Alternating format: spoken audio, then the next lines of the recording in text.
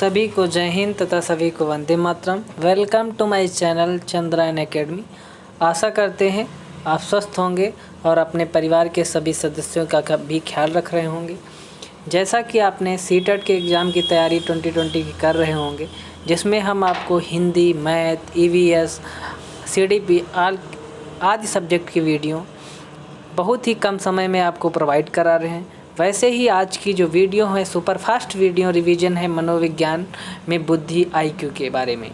आप जानेंगे कि आईक्यू का सूत्र किसने दिया और उसके बारे में बहुत सारी बातें। तो जैसे आपको पहला देखेंगे बुद्धिलब्धि एवं बुद्धि परीक्षण। बुद्धि परीक्षण का उपयोग बुद्धि को मापने में किया जाता है। किसको मापने में किया जाता है? बुद्धि को मापने में किया जाता है। इसे बुद्धि मापनी भी कहते हैं। इसे क्या कहते हैं? बुद्धि मापनी भी कहते हैं। बुद्धि परीक्षण का जनक father of intelligence test. Father of ये भी कई बार पूछा गया है सीटेट में कि फादर ऑफ इंटेलिजेंस किसे कहा जाता है? तो अल्फ्रेड बिने को फादर ऑफ इंटेलिजेंस के नाम से जाना जाता है। किसको जाना जाता है? फादर ऑफ इंटेलिजेंस टेस्ट को अल्फ्रेड बिने को जाना जाता है। अब कुछ परिभाषाएं जो आती हैं सीटेट में, वुडवर्थ के अनुसार क्या कहा है? बुद्धि कार्य की एक विधि है। ये सीटेट में 5 बार रिपीटेड है। ये सेम एज इट इज यही वुडवर्थ के अनुसार बुद्धि की कौन सी परिभाषा है?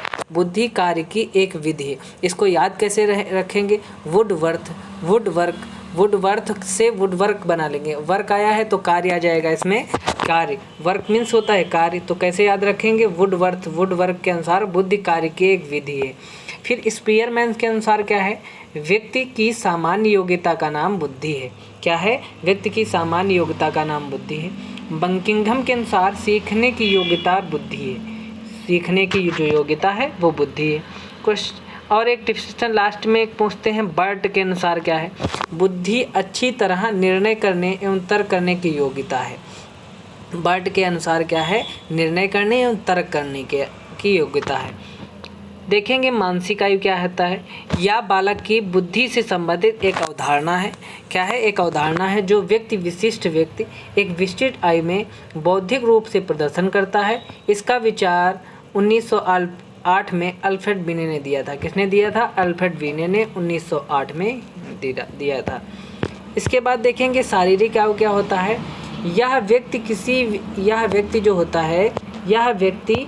किसी के जीवित रहने की एक संख्या, इसे कालानुक्रम आयु भी कहा जाता है।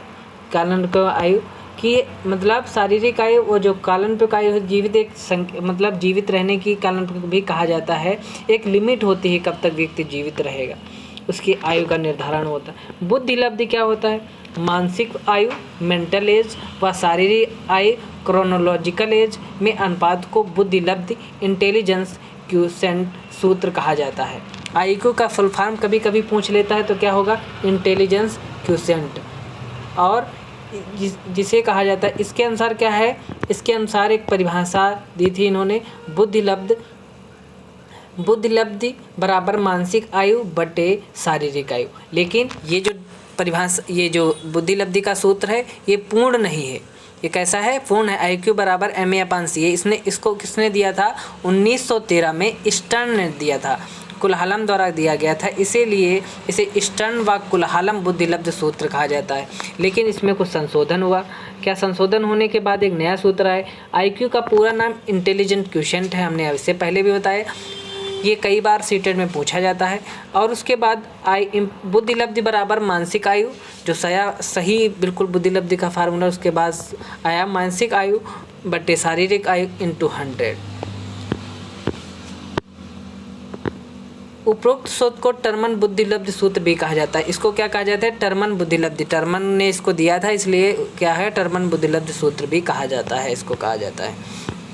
फिर आता है कि बुद्धिलब्धि की स्थिति व कैसे 25 से अगर कम आईक्यू कितना है वो उसमें आएगा। तो 25 से जो कम होगा वो कहाँ? महामूर्ख और जड़ बुद्धि में आएगा, एडल्ट्स में आएगा महामूर्ख, और 25 से जो कम होगा। फिर उसके बाद आता है 25 से 49 में। 25 से 49 के मध्य में जो आईक्यू उसका होता है वो मूढ़ होता है। फिर 50 से 59 के बीच में आता है, वो होता है मूर्ख, मोरन जिसको कहते हैं। ये कई बार आया है। 70 से 79 के बीच में इसे मंद बुद्धि, फेबल माइंडेड कहा जाता है। 70 से 79 ये आपको याद रखना है, इसमें स्टार पॉइंट लगा लीजिए। और इसको नोट कर लीजिए कॉपी में। उसके बाद आता है 80 से 79 सुस्त बुद्धि, जिसको डल कहा जाता है, डल, सुस्त बुद्धि, डल। उसके बाद आता है 90 से 109, 90 से 109 ये सामान्य बुद्धि, एवरेज में आता है। और 110 से 119 ये सामान्य या औसत बुद्धि इसको भी कहते हैं। ये भी कई बार पूछा जाता है। एक और पूछा जाता है 120 से 139, इसे श्रेष्ठ बुद्धि या सुपीरियर भी कहा जाता है। और एक और प्रतिभाशाली जीनियस का आईक्यू कितना होता है, तो ये क्वेश्चन में पूछा जाता है। तो 140 से अधिक जो होता है वो प्रतिभाशाली व्यक्ति या जिसको जीनियस भी कहते हैं। अगर मेरे चैनल पर नए हैं तो चैनल को सब्सक्राइब करें, बेल आइकन को भी दबाएं। नई नई वीडियो देखने के लिए आप चैनल को सब्सक्राइब करें और अपने 5 दोस्तों को शेयर करें। Thanks for watching Chandrayaan academy.